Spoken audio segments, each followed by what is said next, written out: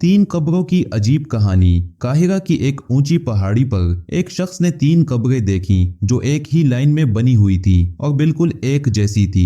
मगर जो चीज इन्हें खास बनाती थी वो इन कब्रों पर लिखे हुए अल्फाज थे। तीनों कब्रें अपनी जगह खामोश थी, लेकिन उन पर लिखे शब्द एक गहरी कहानी बयान कर रहे थे।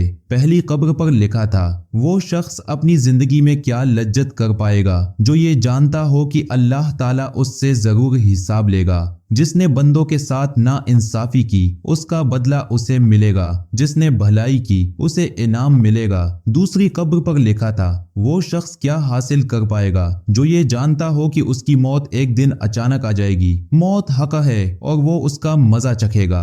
तीसरी कब्र पर लिखा था, वो शख्स जिंदगी के मजे कैसे लूटेगा जिसका रुख एक ऐसी मंजिल की तरफ है जहां पहुंचना जवानों को बूढ़ा कर देता है, चेहरों के नक्शे मिटा देता है और हड्डियों को कमजोर कर देता है। इन तीनों कब्रों के अल्फाज पढ़कर उस शख्स के दिल में खलबली मच गई। वो पास की बस्ती में पहुंचा और एक बुजुर्ग से इन तीन कब्रों के बारे में पूछा। बुजुर्ग ने बताया कि ये तीनों कब्रें तीन सगे भाइयों की हैं। बुजुर्ग ने कहा, बड़ा भाई एक बादशाह के दरबार में बड़ा ओहदेदार था, दूसरा भाई ताजिर था और तीसरा भाई इबादत गुजार। जब इबादत गुजार भाई की मौत का वक्त करीब आया तो उसने अपने भाइयों से कहा, जब मैं मर जाऊं तो मुझे ऊंची जगह पर दफना देना और मेरी कब्र पर लिख देना कि इस जिंदगी से वो शख्स क्या लज्जत हासिल करेगा जो ये जानता हो कि अल्लाह उससे सवाल करेगा। भाइयों ने उसकी वसीयत के मुताबिक उसे ऊंची जगह पर दफना दिया और रोज उसकी कब्र पर आते रहे।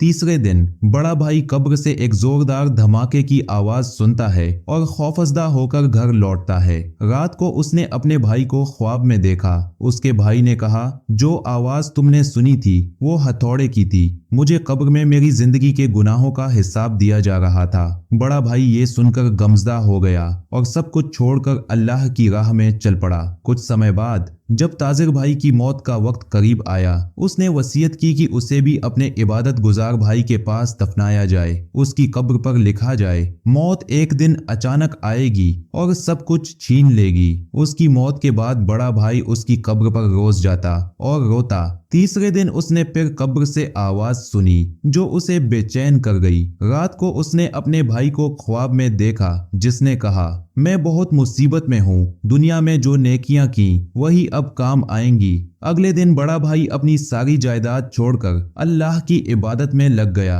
अंत में जब उसकी मौत करीब आई, उसने अपने बेटे से कहा, जब मैं मर जाऊं मेरी कब्र भी मेरे भाइयों के पास बनाना और लिख देना। कैसे मजे लूटेगा वो आदमी जिसका रुख एक ऐसी मंजिल की तरफ है जहां तक पहुंचना जवानी को बुढ़ापा बना देता है। उसके मरने के बाद बेटे ने उसकी कब्र बनाई और वसीयत के मुताबिक लिखा। रात को उसने अपने वालिद को ख्वाब में देखा। वो कह रहे थे, बेटा मौत करीब है, आखिरत की तैयारी कर लो। इस कहानी से हमें ये सबक मिलता है कि ये तीन भाई अपनी जिंदगी में जो गलतियां कर रहे थे उन्होंने मरने के बाद अपनी कब्रों पर दूसरों के लिए नसीहत छोड़ दी।